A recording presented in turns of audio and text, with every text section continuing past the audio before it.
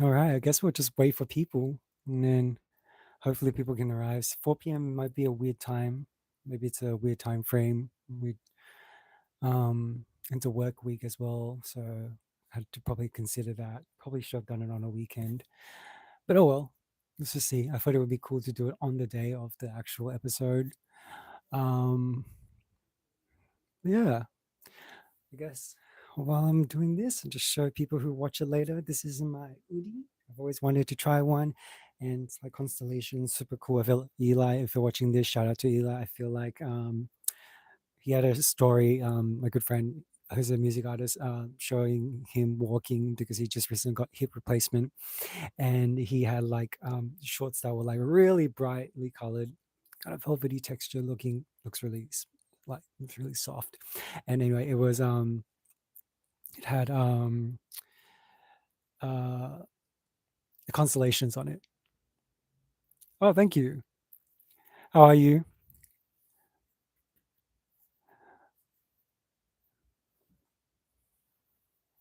That's Gino, right? Thanks for joining. You're the second person, so there's another person. How's your day been?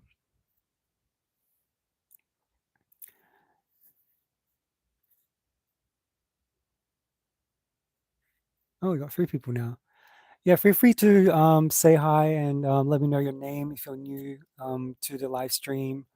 Um, as you know, this live stream is mostly about getting to know everyone, um, and just sort of like talk about the topic today, which is I thought it would be interesting to kind of talk about love, whether you want to share, like if you have a, maybe if you celebrated an anniversary lately or met someone lately, or if you have like a love story that you want to share, or if you just want to kind of like, if you're single like me and you want to talk about sort of like interesting things, feel free to talk about it. Um,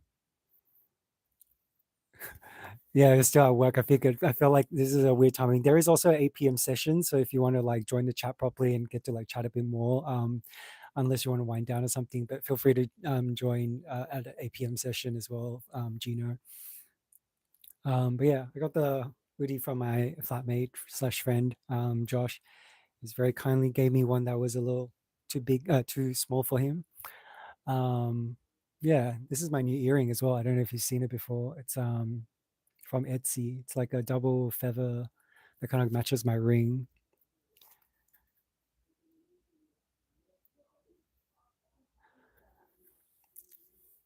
But yeah, I guess there's not a lot of talk about unless there's people here. But um, I might just I don't know if you're still listening. I can quickly talk about one of those shows that I feel like you could have a look at. I don't know if you're a big shows person, but on Instagram there is an account called eavesdropping.png. I don't know if you like love stories or like love shows, but it's a really, really nicely done show. Compared to like a couple that I've seen online, this is one of the best ones yet. They've run a few seasons already. Basically, the story revolves around B and Cam. They used to be in high school together, and basically Cameron was kind of one of those like lovers boys, kind of like a player. B was that kind of like girl who loved books and writing. She was kind of like the one that was strict and kind of like bosses around students. Just two people that you don't think would live in the same world. And then the story starts off, they just kind of bump into each other in LA, where they're aside now. And they kind of start off a chat. And then he's like, oh, well, you know, do you want to like keep talking? Do you want to go to like, what's it called? Like a milk bar?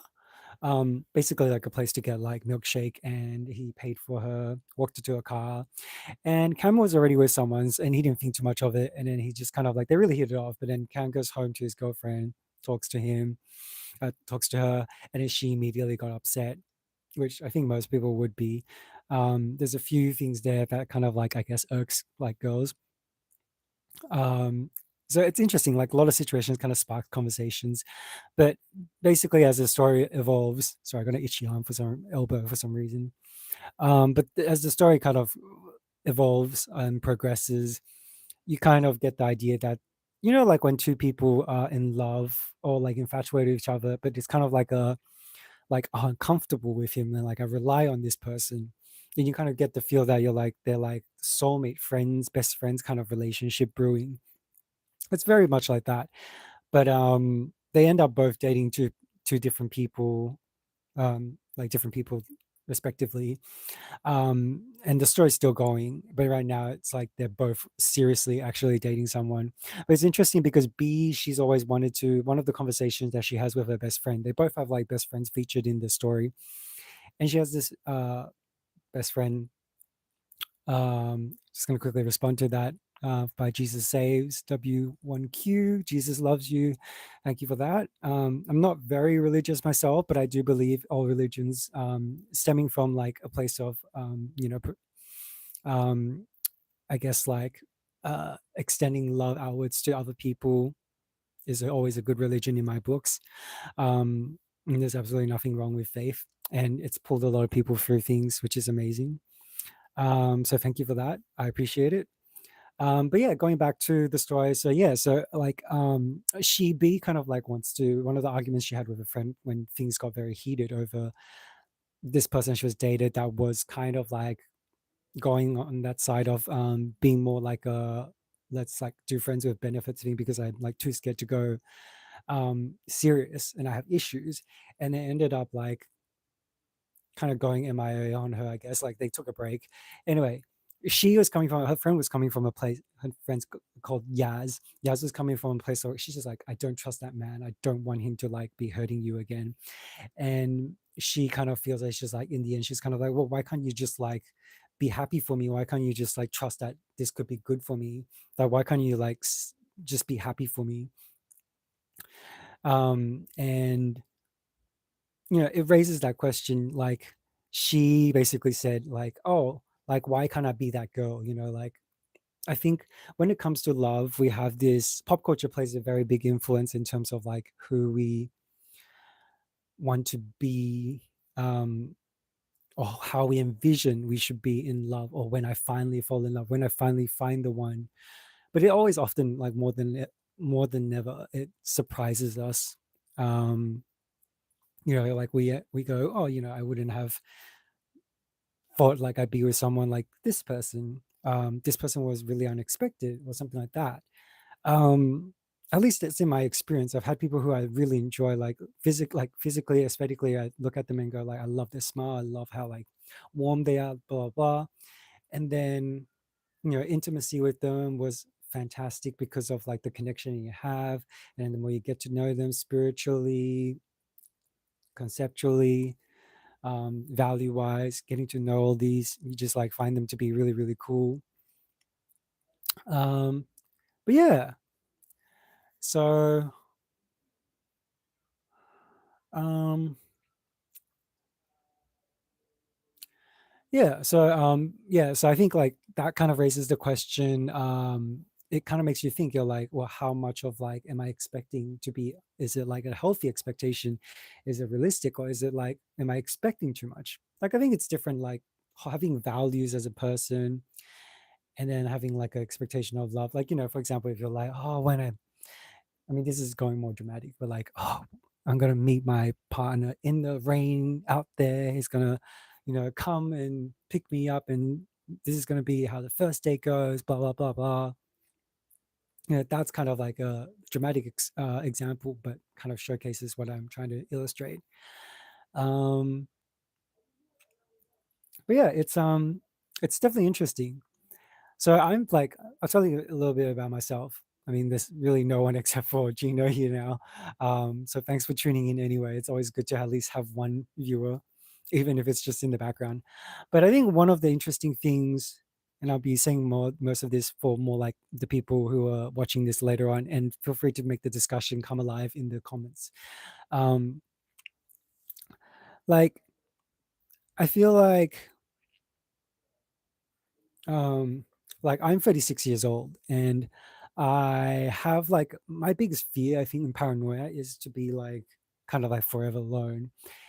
And also like as a gay person and seeing a lot of, I guess like just in general, seeing a lot of straight and gay queer relationships go on for like 7 years or something and 11 years, these kind of time frames, only for them to kind of go, I guess I think fizzled out, or I don't feel it anymore. Like I don't think we should be together anymore. Like I feel like if it's this difficult and challenging for me to find the right, like to find the match and like be have someone like who's like, can you be my boyfriend? um if it's this challenging already, and then having to go through like 11 years and finding like someone that special only for that to not work out, I mean, it's just like a leap of faith thing, like you have to kind of invest in for love, but it's so shitty, you know what I mean? um Let me see, I did some notes for some questions I was thinking about addressing. But I guess like talking about flaws, I've noticed like later in my life, um I guess I've kind of noticed there's a lot of things I can improve on and work on. I don't think you have to be fully ready in order to be in a relationship per se. Oh, seeing gay people break up for more trivial reasons. Oh my god, can you give me like one example? Is true. I mean, but I guess like, are we talking people who are like a bit more shallow with like I've broken up with one guy, but this was like a really bad this was a bad situation to begin with. So that was I'd say like within the last 6 years. I can't remember exactly which year it was, but basically I saw this guy on Scruff, one of the gay apps. He had like sort of like, this kind of speckled gray hair. I thought that was really hot. And I was like, oh, he's really cute. And we started chatting. And I was like, I obviously find him very attractive.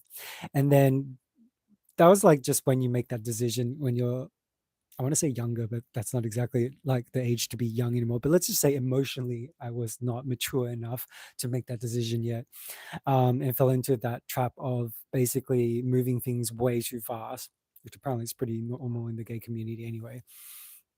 But I'm not saying it's a good thing. Um, but what did you say? There was a couple that were dating for years, but one day he just decided he wasn't attracted to his partner anymore. It was that quick of a decision. Like, what the fuck? But like, was he like, how do you just like, has he changed a lot? I mean, even then, that's kind of ridiculous. I actually saw a radio broadcast show that basically talked about a guy who was calling in to say if he was the asshole, which he is, basically saying that his wife that he's been dating, well, his partner that he's been dating for I think like a length of 8 years hasn't proposed to her. When he finally proposed, he basically asked her to make a deal saying that, oh, you need to lose like 10 pounds before the wedding. Mind you, this is like she has already actually given birth to their children, like I think two children even.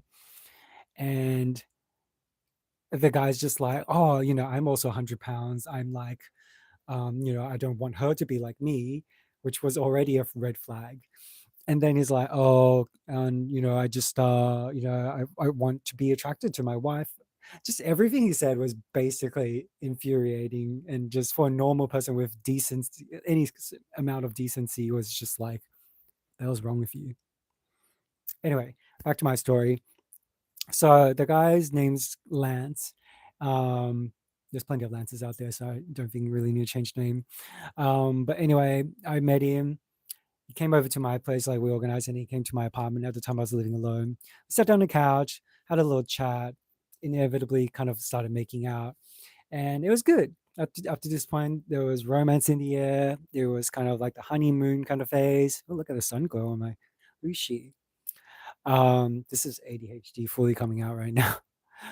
But anyway, so we made out, and then we like made the decision to become like boyfriends pretty quickly. Again, I said this is all wrong decisions, not really the right way to do a relationship at all. I do not know this man very well at all, and I start to regret it very, very soon. Now, I did ask a few things about him, and a lot of these were kind of like, I guess, like questionable, not necessarily red flags. Like he was also in his 30s. He was living up in Wollongong. He works. He lives still at home with his parents. Um, so I was like, oh no, is he like a mama's boy? It was funny as well because the cafe I was working with at the time was a very stingy cafe in terms of their pay and stuff. I'll give you some examples after this. But he worked for a law firm. I don't know what position. I don't think it was a lawyer. I think it was more like a receptionist or something. But he said, "Oh, the cafe name sounds familiar. I think there was a few cases on them," which I'm not surprised by. Anyway, for example, how stingy they are. One example I love to use, which I told on the recent like social bowling night to people, and it was basically those. We had a few shops, and one of the furthest ones we had was Wollongong, and at the time we had a Christmas party. Everyone came to Darling Harbour because apparently there was going to be a cruise party. And we're like, "Oh, cruise ship. Never been one of those." Like in the 10 years that I worked there, I was like, "That's really cool." And I was like, "They're finally splurging on us." And we say that because sometimes even food, they'll not even like buy food from another store. They'll buy from like sister shops, like their parents ran or something. So it's essentially still free food. Or they would suggest potlucks, which essentially means we're paying for our own food at a party in our own time. But anyway, we arrived, and as soon as we arrived, by the time they came over, they were like, "Oh, I think there's an engine problem, so we're gonna switch to bowling." Which, knowing them, it's if it was someone, some other company, it probably would have been all right. People probably would have passed off and been like, "Next time, then." But because it's our company, everyone was pretty much like straight away looking at each other and going, "Was there ever a cruise ship involved? Is this like just like how they were gonna bait and switch the whole time?" Um, but yeah, anyway, so with Lance, how it progressed was we then had like a few days where he would come over. He like, stayed overnight. And I remember, I think it was within like about 1 week, I said the L word, which was very unlike me. Given I'm a Pisces, that's also very surprising, I guess. But it did not go down very romantically, which was for someone who's been single as long as me, you'd kind of wish it was like a little bit more special. It's basically we were laying in bed. I turned over to him, and then it just, I don't know what came over me, and I was just like, "Oh, I think I love you." And he was like, "Same." And I was like, "Well, that was not anything up to standard." And it was really funny. So at the time, I had a really, really good friend that I made at work, and she was like my best friend. And we had this little running joke whenever I talked about stuff that was really, really like smoochy and stuff, even for her, even though she's not gay. She'd be like, "Oh my God, that's so gay." Um, what is that from Gina? Same. What do you mean? What are you referring to? But yeah, and so like there's a really funny story during our date as well. Yeah, so she would like sometimes I say like this is happening. She'd be like, "Oh my God, gay," and then I'm like, "Oh, gay." That's just like our kind of like our humor. Um, so the weird thing was Lance really had something against it. But I'll tell like the funny story first. So what happened one day was, so this was when I was like starting to notice red flags. So obviously he's someone staying at home with their parents as long. You either kind of go into someone who's independent, still does things, just living in the same house, or you fall into the category of essentially your mum is kind of like doing everything for you. So, for example, if someone invites you for dinner or you're staying over while dating, you will offer something. You can offer to bring something, or you could offer to do the dishes if they're doing the cooking. So I often decided what to make, and I do like kind of run it through him and say like, "Look, I want to cook. I want to cook for you." I was like, "How about this for dinner, and then maybe this for like sort of a sweet treat after." And there was one night I was doing, I can't remember what the main dish was, but then for dessert, I was like, "Oh, I've always really wanted to try making mulled wine." I was like, "And it's cold now, so how about I make us some mulled wine?" And he was like, "Oh yeah, that sounds good." And at this point, he's stayed here maybe a couple of times at least, and I've already started noticing he's got. To be fair, this is like a health issue, so you kind of can't really do anything like that. He's got really bad acid reflux, so he's kind of like all the time. Um, which isn't like a total turn off. When you like someone, you kind of accept these kind of stuff. Um, but yeah, it's just kind of like a little too much too soon almost. Anyway, so back to the mulled wine. So I was doing mulled wine, and I guess like I didn't quite consider the logics of it.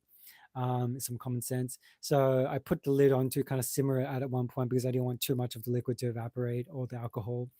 But the issue is when alcohol is in the liquid and it kind of condensation occurs with all the droplets being like clinging onto the lid. And at one point I was like, I wonder how it's like going. So I said, um, yeah, when Lance said, I know he literally did, and he actually fell asleep within like, I kid you not, seconds. Like it was literally the worst I love you moment.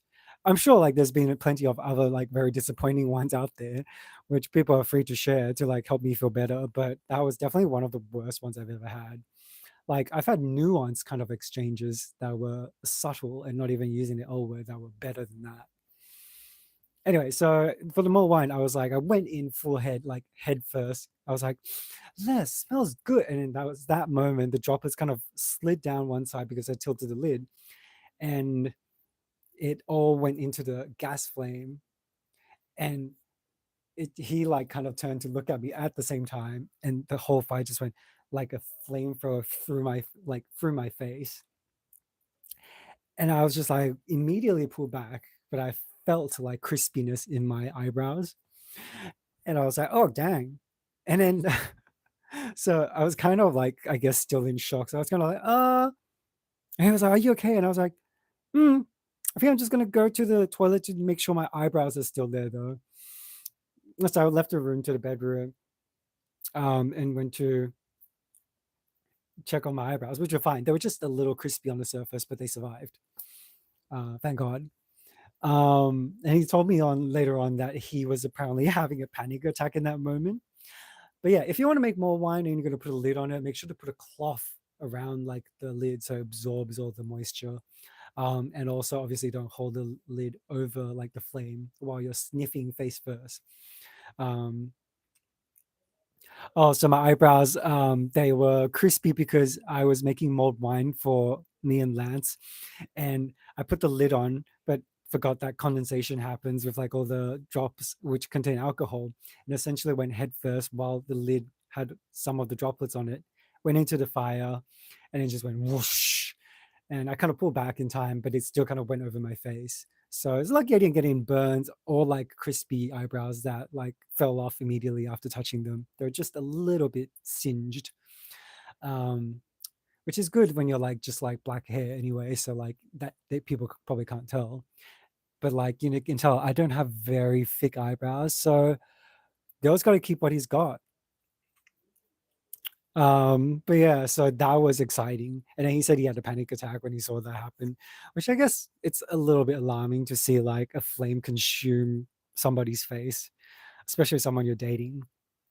Um, but yeah, so things didn't work out with Lance mostly. So he knows I work in hospitality. I was working a cafe job for most of my life. Pretty much did exclusively hospitality work.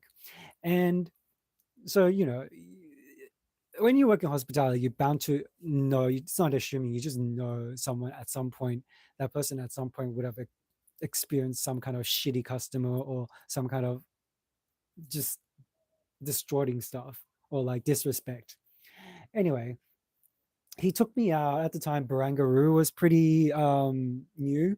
If you don't not from Australia, Barangaroo is kind of like a new district, like a food district. It's kind of newish within the last, but probably like 5 years already or longer. But it's a very sort of fancy area with a lot of good restaurants and like high rated, high end places. It's by the water. It's nice. Vivid's always held there as well. So we went there, and there's like a food court area with like a few restaurants, and there was a tapas, like Spanish tapas restaurant. So I was like, and he was like, oh, it's my, like I'll shout you, like, and I was like, oh, that's really nice. So I was like, oh, that's good. He's kind of reciprocating in some way.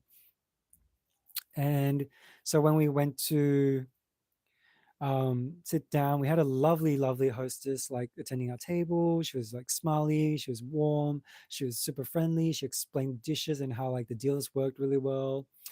And then basically what happened was we had a nice meal, we had chat, and then at one point she came back Actually, at one point we were done and we wanted to check. So a different waitress had come along and she was looking after the other table. So this different waitress came along and Lance was like, "Can we get the check, please?" And then she disappears off and then just completely forgot about us, which is, sometimes maybe you get distracted or maybe you're just rude. We don't know. Benefit of the doubt. And the actual lady who we had came back and she was like, "Hey, how's everything doing? So like, were you guys thinking about some dessert?" And then Lance just kind of snapped at him like and said, "Oh no, we were looking for a check actually, blah, blah, blah." And he was like, "Oh, we asked the other waitress," and he's just like never came back or something. And I was like, just full on how to go at her.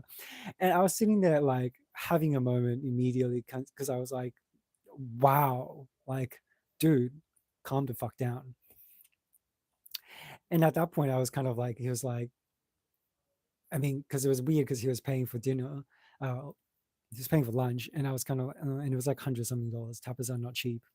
So I was kind of like, I'll hold my opinion to myself for now, as a little respect for that. And then as we went for a walk after, and the waitress like fully apologized and everything. You can see the look, just like this whole energy like wiped off her face. I just felt it was so uncalled for. So I obviously was affected by that. It's very hard not to take it personally when, like I work in that industry. Went for a walk, we were holding hands still, but I didn't seem very happy, obviously. And I'm a kind of person who's just like not very good at hiding stuff. I can lie, sure, but everything shows on my face. So there's really no point in lying to begin with. And I was very quiet. And then he was like, "You're upset with me, right?" And he's like, "Are you angry because like I had to go at her?" And I said, and then I was like, took the opportunity and just was honest with her. I said, "Yeah," I was like, "Honestly, because I work in this industry, I feel like what you did was a little uncalled for, somewhere along that line." I kept it pretty simple, and and then he kind of had like took the conversation sort of elsewhere. He was like, "Oh well, you know, blah blah blah. Okay, whatever. Like, oh, okay, I guess you don't like me anymore," kind of thing. He's like, "Oh," and I was like, I even bought like you said you haven't never been to Melbourne, which I haven't at the time. And he said, and I even bought like a plane ticket for you, which I thought was very romantic and a very big gesture, especially considering we didn't know each other for that long. Um, but I felt like it's not a very good thing when you're having a very hard conversation or something that's a base value conversation for someone, and then you bring in sort of like a surprise. It kind of ruins the surprise for one thing, and the second is I feel like I don't know. It's just it's it's everything sits in the wrong place, if you know what I mean. It doesn't sit right. So I obviously never ended up using that ticket, and even I don't think I even took it. Um, but the main thing was like, so everything else was already kind of like a bit icky and going like red flags here and there. But the other thing was when my best friend posted, so I officially changed my status on Facebook. At the time I was using Facebook still very heavily, and then I posted a profile picture with both of us in there. And she messaged me first actually to get approval and said, "Is it okay if I say like do the comment with the gay thing?" And I said, "Oh yeah, there's literally nothing wrong with that. Go ahead, knock yourself out." And she posted it and it was like gay. And then eventually I feel like I can't remember what happened towards the end, but at one point he brought that up. He was just like, "Oh, I don't really appreciate a friend being like gay on a profile picture." And I said, "Well, what else is she supposed to say?" I'm like, "There's nothing wrong with that. We are gay." I was like, "And there's nothing wrong with being gay." I was like, what's irking you here?" He just turned out to be, I think, in my opinion, just someone who is not really house trained, for one, like is not doing much of like when he was at my place, he hardly did anything. So I already don't like cooking for myself too often because I hate doing dishes. Um, and like it's kind of a once in a while thing that I'll kind of like really hunker down and cook something fairly like nice. And he I know he didn't do like laundry or anything per se. He's just didn't really buy food either. Like it was more like me spending the money. So I kind of feel like I understand what girls feel like in that relationship, I guess. But yeah, so that was the end of me and Lance. Pretty much fizzled out real fast. Um, but yeah, it's 30 minutes already. I guess we can go a touch longer, and then we'll come back at 8 p.m. and see if there's more people that will join. Um, but yeah, circling back to like flaws and stuff, I did notice, like I have noticed in recent years some of my flaws. Like I do find one, I need to learn more about how to conduct like hard conversations. Um, I think also like when people are struggling in certain times, I need to learn. I want to navigate better with like talking about conversations rather than kind of being like, I know, like, the standard things you say, like, oh, I'm sorry for your loss. Oh, I'm so sorry you experienced that. But it goes deeper, kind of like, not just sort of like, oh, no, you're not like ugly. Oh, no, you're not like, when someone says, oh, this someone person said this to me, or oh, I feel ugly. Like, some people just know how to do, um, ages A3451. Can you give a smile? Oh, that's okay. Um, that was a nice comment. Thank you. Glad you enjoy a smile. Hopefully that was nice enough. Um, but yeah, and like, so that's one thing I want to improve on, especially like mental health. I find mental health conversations would be very hard as well. There's a lot of tips on, like, say, for example, depression's a pretty big one, and like not constantly asking them, how are you today? It's beautiful. Thank you. Oh, thank you. That's very sweet of you. Um, feel free to leave your name as well, or what you want to call you by, so I can remember you in the comments and stuff in the future. But yeah, so that's one thing I want to improve on. Like, it is a very hard area to navigate. I think there's like some uh mail subscriptions even to like kind of teach you little lessons on how to navigate that. I want to get back into that.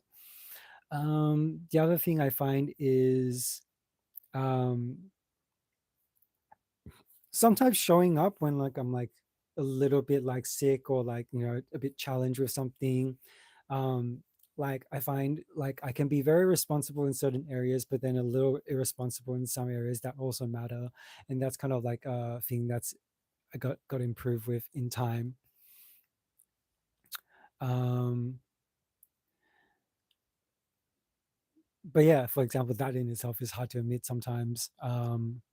But I find it is improving with the podcast. It's giving me a lot of, because it's so important to me, it is giving me a lot more motive, and to like stay within that and kind of really show up for friends, for example. Stay true to my words and accomplish tasks, especially. But yeah, I guess that will conclude this session. There's not too many people. Thank you, Gino, for showing up, um, and the other two people as well.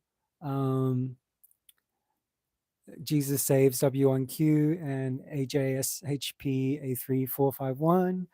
Thank you so much for the three people that joined and really helped make this happen. It's really nice. Um, Yeah, no problem. Thank you for catching up with so much of my shows, Gino.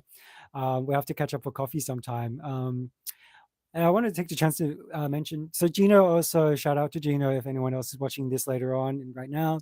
Gino also does his own content creation on his Instagram. I'll link it in the description later on. He does like fashion, mostly focused on like handbags that he enjoys.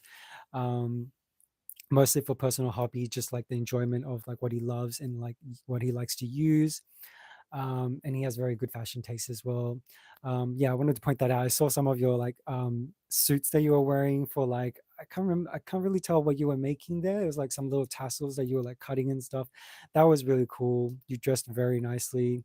Have like not many people can pull off that kind of style. I feel like looked like you were dressed for like ready to go to the red carpet essentially, which was very cool. But yeah, so yeah, thank you for like catching up with the show. There's a lot of cool stuff coming. Some of them impromptu. I'm actually pretty much scheduled for up to, I think, episode 10 in terms of material. So for the next season. And yeah, if you don't know, this is season 3 wrap, episode 50. So we're capping it at 50. And last year, I think I was only up to like 20 episodes for like a season. So I didn't produce very much. And this year is the year that I really hunkered down and really like actively search for material, making connections. And, you know, if you're trying to run a podcast or want to do content creation, you're worried about expenses. Yes, expenses do come into play, but I think it's more about equipment, getting some of the more basic equipment if you can at the beginning, kind of cut the cost, and the upgrade sort of later on when you're like really, really know that things are happening. But there's a lot of free events in Sydney, for example. You can go to literally the site and there's like events that show you what's on today. You could do that. If you train your algorithm enough on Instagram, that's another place that will sometimes suggest things. Like recently I got a interesting ad that came up, which was it was a China, like an Asian style, what do you call it, meal kit company, and it was mostly about sort of like bringing back tradition and, you know, food culture, and they were looking for content creators to kind of do some free videos for, and they'll give you the meal kit for free. And then if it goes well, there's also a chance to kind of get it for like work with them for a paid job later on. So I applied for that, and subscribed to them. So that's really cool. Um, it made me think about like tradition a lot and also like family heritage. I grew up like going back to Taiwan a lot until like my sort of like mid 20s. And then when I started like paying for my own bills and stuff, I couldn't really afford it as much. So I haven't really been back in like 10 years. But it really kind of pulls back to how much like Asian culture, food is very, very important. It's not just like, oh, you know, I grew up eating this stuff. It's kind of like every dish or sets of dish are connected to very certain events, like yearly events. For example, Chinese New Year dishes, or, you know, like the tang yuan, those rice balls that you eat that are white and pink around a certain time of the year. Sort of like the Moon Festival around those kind of time frames. Moon cakes being another example. But there's also more homey kind of dishes that are lesser known or lesser kind of like everywhere, that you kind of can't find anywhere else. Or street foods, you know, certain street foods just don't make it across the ocean. Um, but yeah, it's almost 40 minutes. I think we'll wrap it up here. So thank you so much for joining the first session of season 3 wrap. Thank you so much for being part of this season. And I hope to, as we progress into season 4, get to have more comments and interaction with everyone. Sharing obviously always helps. Um, I guess a quick little update. I'm at 400, and I think 400, close to 470 subscribers right now. I just need about 30 to kind of meet the first criteria for monetization. So you guys have been really helping out heaps. So thank you so much for obviously subscribing and thinking I'm worth that time. And the next big part is going to be the most challenging part. I need like a very certain amount of views for the shorts and also watch time for the full videos. Um, which you can also go back into my shorts and see the amount. Um, but yeah, it's going to be a really challenging process, but it'll grow. And, you know, I'm patient with it, and I'm really enjoying finding different content and creating connections with different people. So, you know, what you can do to help in that meantime is every time you see a short or video, if you can get into a habit to help me, just, you know, like, share, subscribe, get as many friends to kind of get involved as possible. If you have friends that look like they're interested in getting interviewed, or they have an interesting life that you think, or something that an opportunity that presents to kind of help other people learn something. The channel is all about like every walk of life and learning very different things. So I'm interested in literally anything. I had a friend that I guess more of an acquaintance, but he's a really nice guy that used to live upstairs from the cafe, and used to ride a bike. He's like hunky and really hot, really good looking, and very, very nice. Very gentlemanly as well with the girls that he's like dated at the cafe or like bought over. Anyway, I had a chat with him recently, and apparently he co-started like a insurance company, and he was like, "Oh, we kind of like are doing a soft launch, so we could definitely like, you know, maybe do an interview." Um, so, you know, it's just it's very cool like that. He's a like he'll talk to his co-founder about it. So it's interesting. I would never have necessarily thought of to do an insurance company. And another example is tomorrow night, I found two companies that have collabed essentially about solar energy, kind of fixing, I guess, like the equipment for that. And then like also installing is one of the company. And they've come together to kind of celebrate 10 years and they launched like a beer for it. I guess just especially for the event, there's like stand-up comedy that night, and he said it's free, and it was obviously more for like the people who are in that industry or retailing that. And I just was like, just gonna put my podcast name in there, sign up, and join that. So that's one of the things I've learned. You have to be kind of a little flexible and creative with the thinking of like opportunities. But those are some tips if you're interested in content creation, at least from my sort of learning curve, I guess. Um, Thank you, Gino. Excited to see where next season takes you. I am too. I'm really honing in and really starting to get the hang of it, I feel like. And, things like this live stream, maybe it doesn't take off straight away, but that's like what I want to get comfortable with. I remember the first live stream I did, like technically like the first one, was this really short one where I was trying to do iron on patches that I got from Big W. Big W? No, Kmart. Anyway, they were really cute patches. And I was trying to iron on to hats. I don't know if it's the hats material or if it's just hats because they're curved or the iron patches themselves, but it didn't really work. In the end, luckily I had fabric glue, so I did that project only with fabric glue. Works really well. There's another learning curve with fabric glue. The first one I bought was actually washable, so you have to make sure you buy the permanent one. Luckily, I didn't use that for that project, but basically, I ended up doing a whole bunch of food iron patches on a hat, and I gave that to Australian singer Ai Katana. You can check her out; she's very cool. Um, yeah, so she's got that hat now. I thought it would like really suit her because she was very, very fashion forward and really interested in interesting like looking fashion. That looks really great on her. So when I met her at an event for the very first time after chatting for a little bit, um, I ended up giving it to her and she wore it a few times at the event. So it was really cool. But yeah, I guess that's it. Thank you so much for joining. I'll give you a twirl. And I'll see you in the next session at 8 p.m. AST time. Okay, bye. How do I stop this now?